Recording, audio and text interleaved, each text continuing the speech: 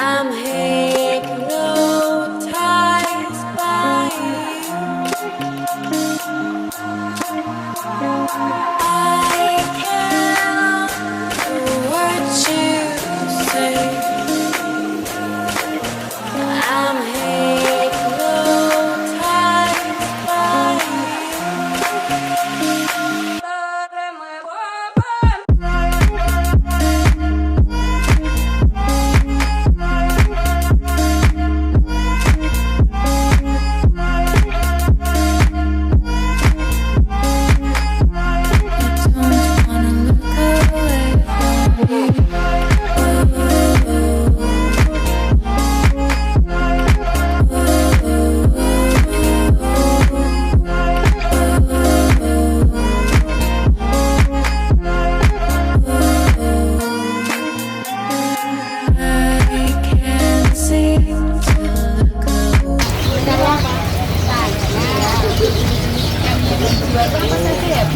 Ini kangkung mas, ini udang loker, itu kura-kura, ini ikan cupang, ini ikan kopi.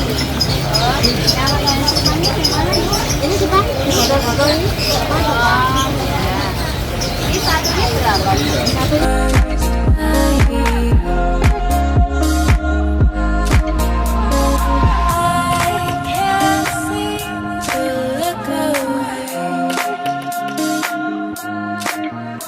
I'm hypnotized by you. Halo anak-anak, kita bertemu kembali di pembelajaran IPA. Gimana kabarnya anak-anak? Semua sehat kan? Iya, tetap sehat ya anak-anak ya. Yuk kita belajar. Hari ini kita akan belajar tentang ciri khusus pada hewan. Yuk anak-anak udah siap ya? Oke. Ada 3 macam adaptasi. Yang pertama, adaptasi morfologi. Yang kedua, adaptasi fisiologi. Yang ketiga, adaptasi tingkah laku. Apakah itu adaptasi morfologi, fisiologi, dan adaptasi tingkah laku? Yuk kita pelajari. Adaptasi morfologi yaitu penyesuaian diri makhluk hidup dengan menggunakan bentuk fisik. Contohnya, kaki yang berselaput pada bebek. Yang kedua, antena pada semut. Nanti kita akan pelajari, ya. Yuk, sekarang yang kedua, adaptasi fisiologi. Apa itu adaptasi fisiologi? Yaitu penyesuaian diri makhluk hidup dengan menggunakan fungsi organ-organ tubuhnya. Contohnya, bunga rafflesia mengeluarkan enzim untuk menarik serangga. Yuk, yang ketiga, adaptasi tingkah laku. Apa itu adaptasi tingkah laku? Yaitu penyesuaian diri berupa perubahan tingkah laku. Contohnya, cicak memutuskan ekornya saat ditangkap musuh. Contoh yang kedua, tanaman putri malu akan mengatupkan daunnya bila disentuh. Nah, yuk sekarang anak-anak, apa tujuan makhluk hidup itu beradaptasi? Ada anak yang tahu? Oke, tujuan makhluk hidup beradaptasi yaitu untuk mempertahankan hidupnya. Nah, sekarang apa toh yang dimaksud dengan ciri khusus itu? Ciri khusus adalah ciri yang membedakan beberapa makhluk hidup dengan makhluk hidup yang lain. Itu yang dinamakan ciri khusus. Sekarang, apa fungsi dari ciri khusus yang dimiliki oleh setiap hewan? Yang pertama, untuk mempertahankan hidup. Yang kedua, melindungi diri terhadap pemangsa. Yang ketiga, mencari makan. Yang keempat, menyesuaikan diri terhadap kondisi lingkungannya. Nah, sekarang coba anak amati gambar kelelawar. Coba anak perhatikan gambarnya. Oke? Nah, sekarang kita pelajari ciri khusus yang dimiliki oleh kelelawar dan fungsinya. Kelelawar mempunyai kemampuan ekolokasi yang berfungsi untuk mendeteksi benda menggunakan gelombang suara. Yang kedua, kelelawar mempunyai sayap dari kulit tipis yang berfungsi untuk terbang. Yang ketiga, kelelawar memiliki tulang seperti pengait pada sayapnya yang berfungsi untuk membantu saat bergelantung. Itu ciri khusus yang dimiliki oleh kelelawar. Sekarang kita lihat gambar cicak dan tokek. Coba anak perhatikan dulu gambarnya. Oke, sudah ya? Yuk kita lihat ciri khusus yang dimiliki oleh cicak dan tokek. Ciri khusus yang dimiliki oleh cicak dan tokek. Yang pertama, mempunyai lidah yang panjang dan lengket yang berfungsi untuk menangkap mangsa. Ciri khusus yang kedua, mempunyai perekat di kaki yang berfungsi untuk supaya cicak dan tokek tidak jatuh saat merayap di tembok atau saat berjalan di langit-langit rumah. Yang ketiga, mampu memutuskan ekor atau istilahnya autotomi. Itu berfungsi untuk mengelabui musuh. Nah, yuk sekarang kita lihat untuk ciri khusus yang dimiliki oleh hewan yang lain. Coba perhatikan, ini gambar bebek dan angsa. Yuk kita pelajari apa ciri khusus yang dimiliki oleh bebek dan angsa. Ciri khusus yang dimiliki oleh bebek dan angsa. Yang pertama, mempunyai selaput di sela-sela jari kakinya. Apa tuh fungsinya? Untuk membantu berjalan di lumpur agar tidak terperosok.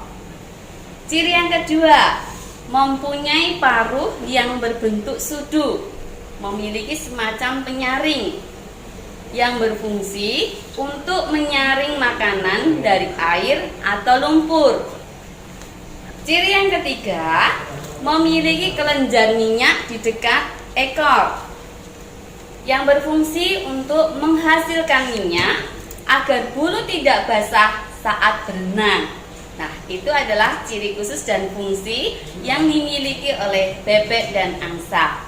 Kita pelajari untuk hewan yang lain. Coba anak perhatikan. Ini adalah gambar bunglon. Coba anak perhatikan. Oke, sudah ya. Yuk kita lihat ciri khusus yang dimiliki oleh bunglon. Yang pertama, mempunyai lidah yang panjang dan lengket yang berfungsi untuk menangkap mangsa. Yang kedua, dapat merubah warna tubuh atau yang sering disebut dengan istilah kamuflase yang berfungsi untuk menyamar supaya lingkungan menyamar sesuai dengan lingkungan untuk mengelabui musuh. Nah, itu adalah ciri khusus yang dimiliki oleh bunglon. Kita lihat untuk ciri khusus yang dimiliki oleh hewan yang lain. Coba anak perhatikan gambar apa ini? Unta, ya. Coba perhatikan. Udah ya. Yuk kita pelajari ciri khusus yang dimiliki oleh unta. Unta memiliki ciri khusus yang pertama, mempunyai cadangan air di dalam tubuh yang berfungsi menyimpan air dalam jumlah yang banyak. Yang kedua, mempunyai punuk yang berfungsi untuk menyimpan cadangan makanan dalam bentuk lemak. Yang ketiga, mempunyai bulu mata yang panjang dan lentik yang berfungsi untuk melindungi mata dari debu. Yang keempat, lutut dilindungi lapisan yang tebal yang berguna saat unta merunduk, itu unta tidak merasakan sakit. Yang berikutnya, bentuk kakinya lebar dan lapisan bawah tebal, berfungsi agar tidak mudah terperosok ke dalam pasir dan melindungi diri dari panas pasir. Itu ciri khusus yang dimiliki oleh unta. Kita pelajari ya untuk hewan yang lain. Berikutnya adalah burung hantu. Coba anak perhatikan dulu gambar burung hantu.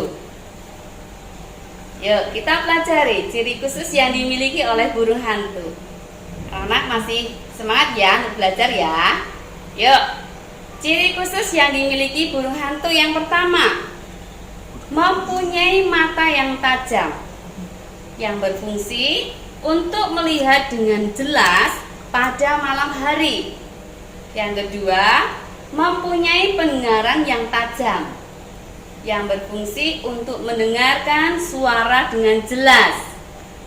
Yang ketiga, sayapnya terdiri dari bulu-bulu yang halus yang berfungsi saat terbang tidak bersuara agar mangsa tidak kabur. Ciri khusus berikutnya, di sekitar mata terdapat plat pengumpul suara yang berfungsi membantu mengarahkan suara agar masuk ke dalam telinga. Itu adalah ciri khusus yang dimiliki oleh burung hantu. Yuk kita pelajari untuk ciri khusus yang dimiliki oleh hewan yang lain. Coba anak-anak perhatikan. Ini gambar ular. Coba anak-anak perhatikan gambarnya. Ih, mengerikan ya anak-anak ya. Yuk kita lihat ciri khusus yang dimiliki oleh ular. Ciri khusus yang terdapat pada ular. Yang pertama, mempunyai sensor panas di kepala, berfungsi mendeteksi mangsa dan keadaan yang ada di sekitarnya. Ciri khusus yang kedua, menjulurkan lidah yang berfungsi mendeteksi mangsa melalui bau. Yang ketiga, mempunyai bisa yang berfungsi untuk melindungi diri dan untuk berburu mangsa. Itu ciri khusus yang dimiliki oleh ular. Yuk kita pelajari untuk hewan yang lain. Coba anak-anak perhatikan, ini gambar apa? Semut ya. Coba anak-anak perhatikan gambar semut ya. Yuk kita lihat ciri khusus yang terdapat pada semut. Yang pertama, semut memiliki ciri khusus yaitu mempunyai antena yang berfungsi untuk berkomunikasi. Ciri yang kedua, mempunyai bau feromon yang dikeluarkan melalui abdomen yang berfungsi untuk berkomunikasi atau untuk meninggalkan jejak. Nah, yuk kita pelajari untuk hewan yang lain. Coba perhatikan gambar apa ini? Kucing ya, ini gambar kucing. Coba anak perhatikan gambarnya. Oke, kita lihat ciri khusus yang dimiliki oleh kucing. Kucing memiliki ciri khusus. Yang pertama, memiliki otot yang kuat yang berfungsi untuk membantu melompat dan berlari. Yang kedua, kucing tidak akan mati saat terjatuh. Nah, sekarang ciri khusus yang kedua, memiliki alat keseimbangan yang terdapat di telinga di dalamnya. Nah, ini gunanya untuk apa? Atau fungsinya untuk apa? Kucing dapat mendengar. Itu adalah ciri yang dimiliki oleh kucing. Nah, anak-anak, untuk kesempatan kali ini kita sudah belajar mengenai ciri khusus yang terdapat pada hewan. Anak-anak pasti di rumah sudah bisa belajar dengan baik, ya. Bu Christine cukupkan sekian untuk pembelajaran hari ini. Kita akan bertemu kembali di lain kesempatan dengan materi yang berbeda. Oke anak-anak, semangat belajar ya. Oke, dah.